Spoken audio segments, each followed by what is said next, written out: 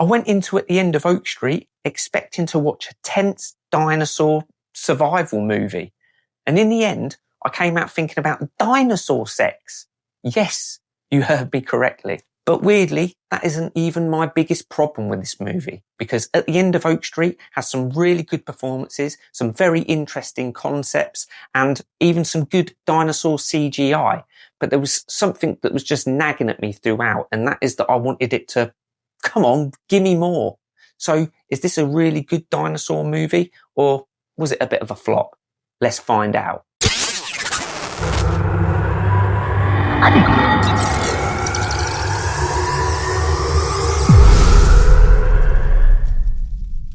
So the question I want to answer today is really simple. Is At the End of Oak Street worth watching? Because there's definitely a good movie in there somewhere.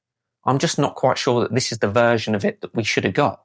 So, hey guys, Hal here coming at you with another movie review. Thank you for clicking on this video and welcome back to the channel. If you haven't already, please remember to like and subscribe for more. So today we're going to be talking about At the End of Oak Street.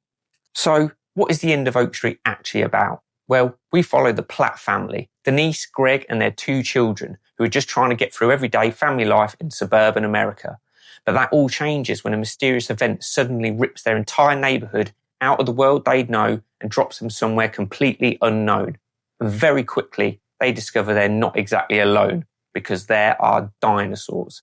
Now, with their entire neighbourhood transformed into a prehistoric nightmare, the family have to stick together and figure out exactly where they are, what's happened to them, and most importantly, how the hell they're going to survive. And that's the basic setup for The End of Oak Street. And honestly, I enjoyed it, but I just didn't love it. So let's talk about what I think actually worked. So I really liked the premise and the concept of the film. I think there's something really quite fun about taking a normal family like this and then throwing them into some really unpredictable situations where they're faced with dinosaurs and time intervals. I thought Anne Hathaway's performance was good, as well as the family dynamic. I do wish we were given a little bit more depth of the characters. It feels like we're only just like really skimming the surface. I do feel that was probably due to the hour and 30-minute runtime of the film. But I did want more. I wanted to understand what made these characters tick, so that when they were in danger, I really felt like there was, higher stakes, and I felt more connected to the family, and that would have added to the tension and suspense. And then obviously you got the dinosaurs, and I actually thought the CGI was pretty good for the most part. I didn't have any major problems with how they looked, but again, I wanted more dinosaurs. Give me some proper close-ups, give me some practical animatronics, give the actors something physical to react to. Because there's something about seeing a real creature standing in front of somebody that CGI sometimes just can't replicate. And I think that could have really helped with the realism. My biggest issue, though, was the pacing. Once we understand the premise and what the characters are trying to achieve, I wanted this thing to pick up the pace and become absolutely relentless. More suspense, more action, more danger, more moments where you thought, God, these people are absolutely screwed. And that's where we then need to get into spoilers, because there are actually a couple of moments that really surprised me. Okay, so let's start with one of the biggest surprises for me, and that was Ewan McGregor getting killed off. And I really enjoyed this. It was so unexpected, and I didn't see it coming. And I do like it when a movie is willing to take a character away, because it suddenly makes you realise that everyone's fair game and no one is safe. There was this crazy part, though, just before this happens, where Ewan McGregor is facing off with this T-Rex. He's attempting to save his wife from the T-Rex, and he's got this sledgehammer, and he wallops the T-Rex in the face and manages to spark it out in one shot. And me and my girlfriend were certainly thinking, yeah, right, as if. But then he got his comeuppance. I also really enjoyed the wormhole concept. The fact that it appears like randomly at different time intervals means the family has to like carefully, time their jumps. And I thought that was a really clever way of creating tension. They're not just waiting for the wormhole to appear. They've actually got to work with the limited opportunities that they're given.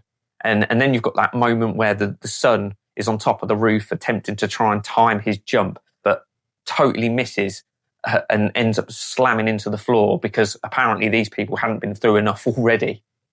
But unfortunately, this is where I come back to my biggest problem with the movie, and that is the pacing. I think once the premise had been established, I really needed it to shift gears. I wanted it to be relentless, and I just didn't always feel that. I also feel like the family dynamic could have been explored more. I like the performances, but I wanted more depth. I wanted more emotional investment. Because if you're going to be putting a family into a situation where dinosaurs can quite literally eat them, then I want to care if they survive or not. And now we have to talk about that scene, the one I mentioned at the beginning of this video. The parents turn a corner and quite literally see two dinosaurs having sex. Now, I do understand what the movie was trying to do here. It was trying to give us a bit of a comic relief moment and a moment between the two parents. But for me, it absolutely just killed the tension and never made me believe that they were in a dangerous situation at all. Like, these people are, fighting for survival. There's dinosaurs everywhere. And then all of a sudden it's like Jurassic Park after dark.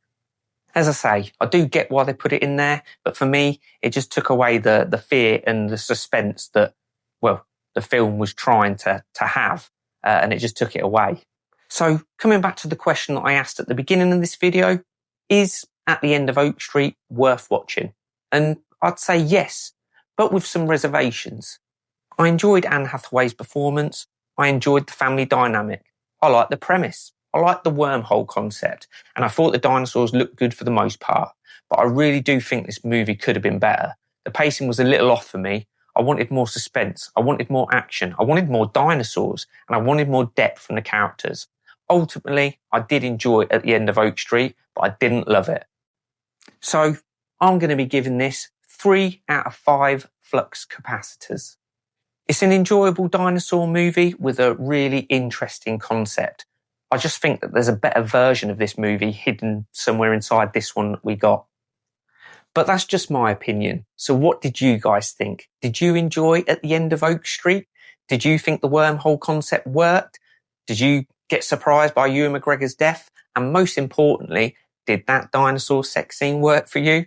You let me know in the comments section below. So if you've enjoyed this review, please remember to like, comment, subscribe for more movie reviews, trailer reactions, and my new 88 mile per hour movie mystery.